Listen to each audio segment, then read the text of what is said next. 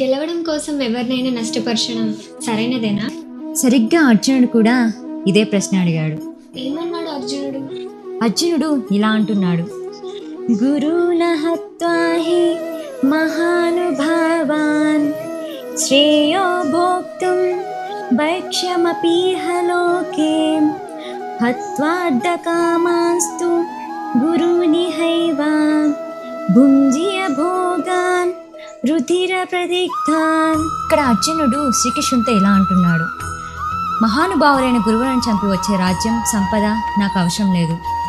దీనికి బదులు నేను ఈ లోకంలో భిక్షమడిగి బతికినా కూడా మంచిదే.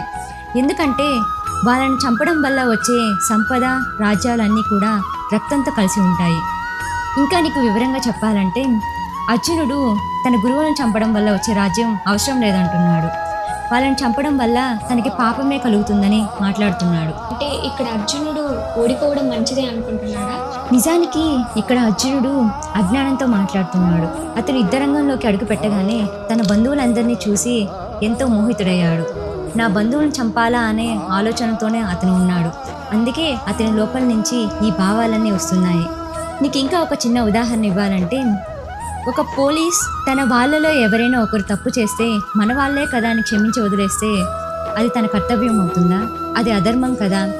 ఈ శ్లోకం నుంచి మనం తెలుసుకునేది అధర్మం వైపు మన వాళ్ళే ఉన్నా సరే మనం అధర్మాన్ని